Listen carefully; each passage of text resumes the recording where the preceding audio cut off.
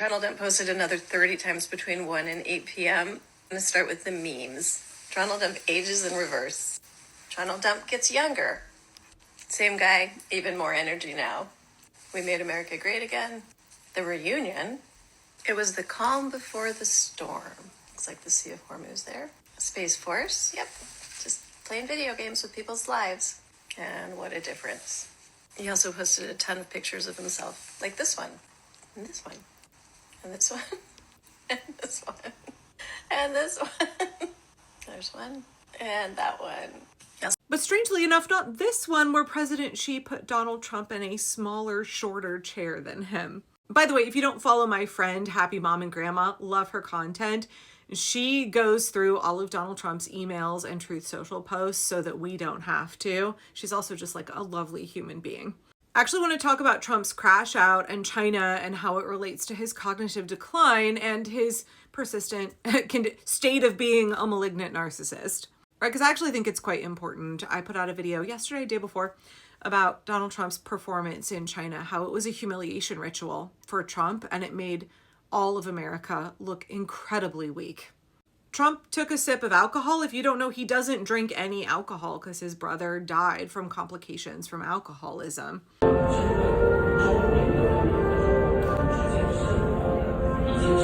He's like a strict teetotaler, but he drank it for President Xi as a sign of respect for President Xi. He's clearly sold out Taiwan, right? There's been lots of deference, lots of supplication. And Trump has a long history of being subservient to like actual real strongmen, to Putin, even to Viktor Orban, definitely to Kim Jong-un, and also to President Xi.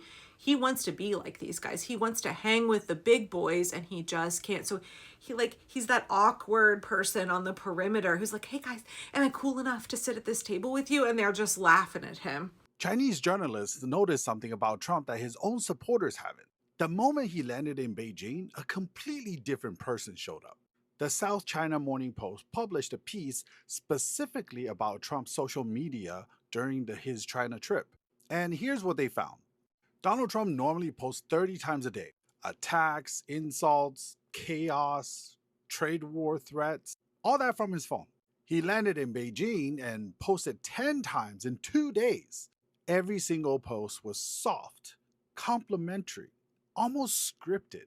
He called Xi Jinping one of the world's greatest leaders. He posted a Chinese academic who gave his visit a 9.99 out of 10.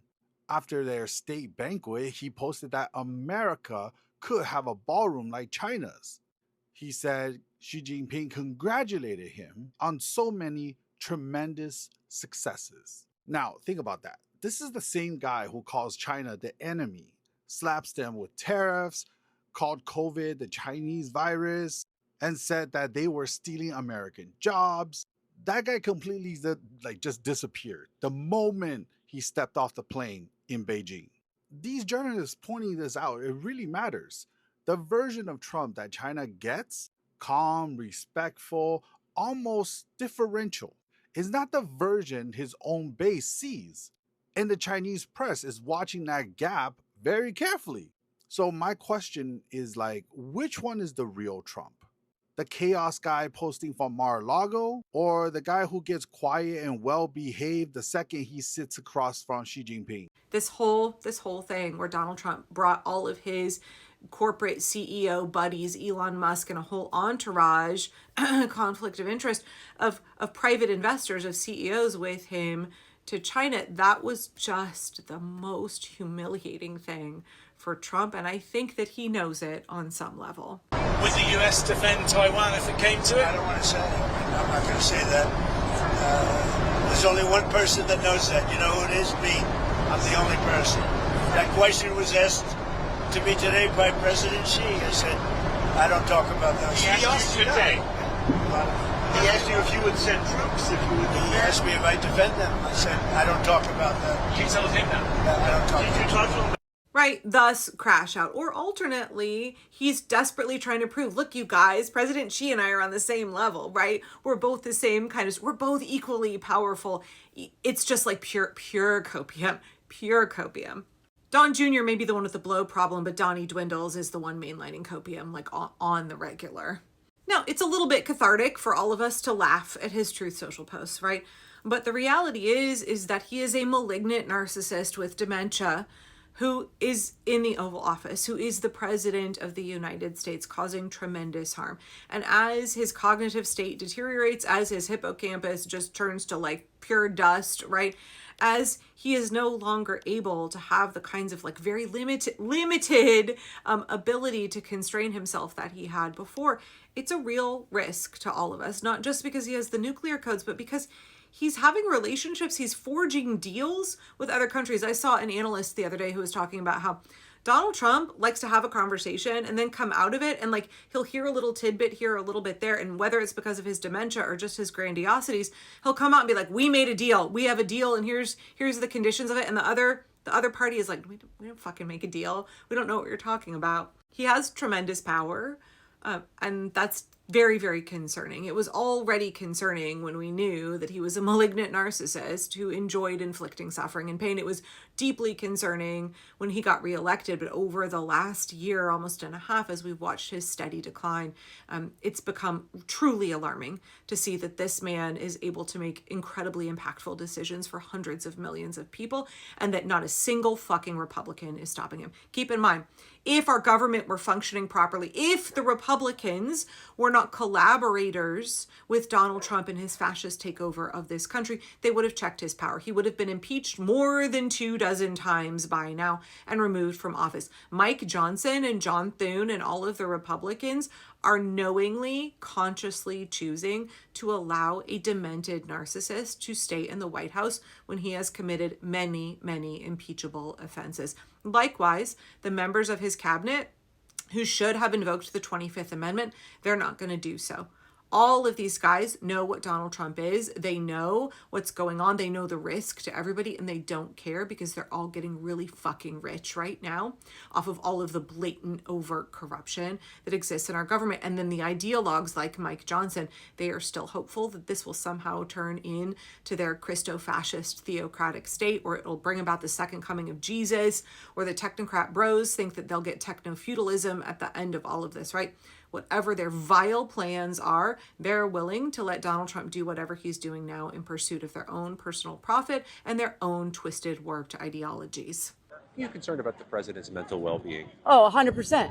I don't know how anyone can see what he posts or watch him in any meeting and think that he's fit for office. I'm absolutely concerned about it. And I know my Republican colleagues are too. They just won't say it out loud. Is it the late night posts? The late night posts, the fact that there is no filter anymore. The fact that he will call a member of the press bitch, the fact that he will call people piggy, the stupid, all of that stuff. This is not normal behavior, but we continue to normalize it by not calling it out for what it is. He's imbalanced, absolutely. And I do think Trump's decline plays into it. Nick Powers put out a video a couple of days ago that I want to share with you, and it's about the test that Donald Trump takes. Now, my understanding is that Donald Trump took the MOCA, which is a test that I'm very familiar with because my father had Lewy body dementia and I was his primary caregiver. Very, very familiar with this test. But in case you're not, listen to Nick here. Anybody running for president or vice president should take a cognitive test. This is the test that Donald Trump is talking about. Let's take the first few problems together, shall we? And they are hard. There are many people in this room I know that are smart. They're not going to ace it. Number one, connect these lines. It starts with number one, then it goes to A, then number two, and you're supposed to figure out where it goes from there. Where did you go? Did you go from 2 to B? If you did, you got it right. I've taken 3 of them, and I've aced each one. Next question. Draw this cube. Just copy what you see. Then the first 4 or 5 questions they get a little more difficult. By the time you get to the middle, they're tough. Next up, draw a clock and make sure that the time says 10 past 11. You get 3 points for this one. And I got the highest mark, and one of the doctors said, "Sir, I've never seen anybody get that kind of one." That was the highest mark. And this is where it's starting to get really hard. What animal is that? What animal is that? I said, "Did Biden take one?" No. Did anybody take one? No, not too many people. Last up, can you tell what animal that is? Now, it's not clear to me why Donald Trump always tells people he took an IQ test and he aced it and he did so amazing. Maybe because of his cognitive decline, he doesn't understand what kind of exam he took. Maybe it's part of his need to feel big and powerful. He's just lying, right? Maybe it's pure cope, just like his Truth Social posts. Yeah, like maybe he's like my dad, who was a physician, who when we were at the neurologist and that mocha test was slid across the desk, he knew what it was because he was a doctor who had administered it to a lot of his patients. And he immediately became very agitated. Like, why am I being given this test, right? But then he very quickly struggled to answer a lot of it. He could not draw a clock face. He couldn't answer a number of questions correctly, which I have to say was just like a devastating moment for him to realize exactly what was going on with him, even though we knew for quite a while. For him to realize that was it was really heartbreaking. But for Donald Trump, I don't give a shit. He doesn't have a heart to break, right? And he's causing tremendous, tremendous harm.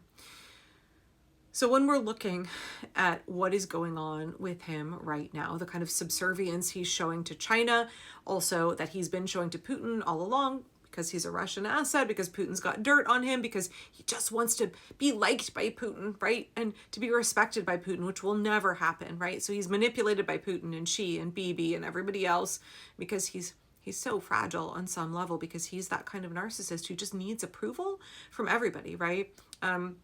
I know it seems like it's inconsistent with the way he behaves to all of us, but he doesn't want our respect. He doesn't want to be seen as equals to us. He doesn't view us as human beings. He aspires to be like the other world leaders that you watch him behave this way with. So I guess my two big takeaways here with all of this going on is that I understand the need, believe me, I understand the need to laugh at Donald Trump's behavior. How embarrassing for all of us that he is crashing out on the regular all over social media with bad AI slop that he clearly cannot distinguish from reality, right? And all of this just like pure copium, right? It's so pathetic on some level and we want to laugh at it, but he's the president of the United States and he has power over our economy because we're seeing nobody will constrain him, right? The grift, graft, and corruption is so blatant and out in the open and nobody will constrain it. He has the ability to kill people. He's been killing people. So on some level, I can't just laugh it off. And I guess the other big takeaway for me when I watch this kind of frantic posting from Trump, when I watch him being subservient in China, when I watch his rapid cognitive decline, I am reminded that Republicans could have stopped all of this nightmare at any point in time between January of 2025 and now. Every day that goes by, Donald Trump will decline more. He will become less popular, less capable. He'll become more erratic, more paranoid, and his behavior will be more concerning. He will be more dangerous to all of us. And every day that goes by, Republicans have the power to stop him, and they're not. Republicans are fully responsible for what's happening in this country.